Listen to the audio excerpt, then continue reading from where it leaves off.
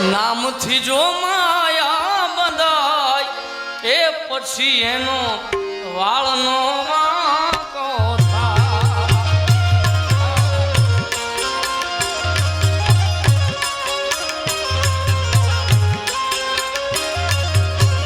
એ મારી લીરર માના નામથી જો માયા બંધાય એ પછી એનો વાળનો